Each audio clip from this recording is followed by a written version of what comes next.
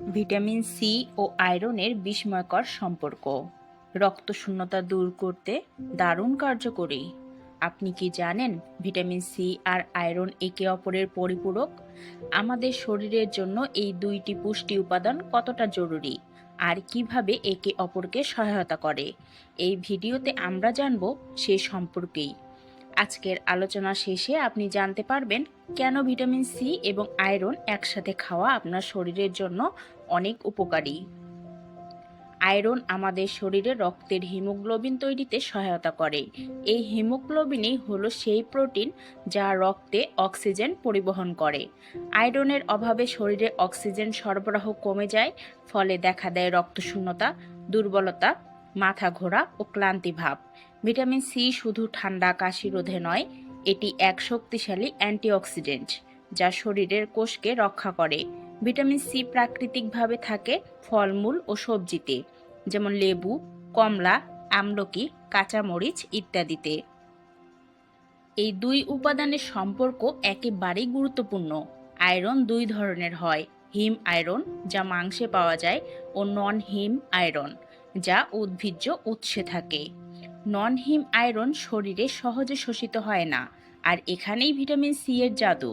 এটি নন হিম আয়রনকে এমনভাবে পরিবর্তন করে যেন শরীর সহজে তা শোষণ করতে পারে।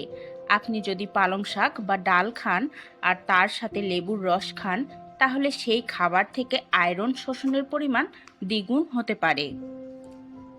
গবেষণায় দেখা গেছে দৈনিক মাত্র 50 মিলিগ্রাম ভিটামিন সি গ্রহণ করলে নন হিম আয়রনের শোষণ 2 থেকে 3 গুণ বাড়তে পারে। জার্নাল অব নিউট্রিশন অনুসারে যারা প্রতিদিন ভিটামিন সি গ্রহণ করে তাদের মধ্যে রক্তশূন্যতার ঝুঁকি 45% পর্যন্ত কম হয়। তাই বিশেষ করে যাদের শরীরে আয়রনের ঘাটতি আছে বা রক্তশূন্যতা দেখা দিয়েছে, তাদের উচিত প্রতিদিনের খাবারের তালিকায় ভিটামিন সি সমৃদ্ধ খাবার রাখা। আয়রন খাবারের সাথে চা, কফি, এতে ট্যানিন থাকে যা আয়রনের শোষণ কমায়। দুগ্ধজাত খাবার ক্যালসিয়াম ও শোষণে বাধা দেয়। ভিটামিন সি আর আয়রনের এই সম্পর্ক জানলে বুঝতে পারবেন সঠিক খাদ্য গ্রহণের মাধ্যমে কত সহজে স্বাস্থ্য সমস্যা প্রতিরোধ করা যায়। বিশেষ করে শিশুরা, গর্ভবতী নারী এবং যাদের শরীরে রক্তশূন্যতার লক্ষণ দেখা দিচ্ছে, তাদের জন্য এই দুই উপাদান অত্যন্ত গুরুত্বপূর্ণ। নিজে থেকে কখনো সাপ্লিমেন্ট শুরু করবেন না, আগে রক্ত পরীক্ষা ও চিকিৎসকের পরামর্শ নিন। আজকের ভিডিওটি যদি আপনার উপকারী মনে হয় তাহলে লাইক দিন, বন্ধুদের সঙ্গে শেয়ার করুন। স্বাস্থ্য সচেতনতায় আমরা সবাই যেন আরও যত্নবান হই।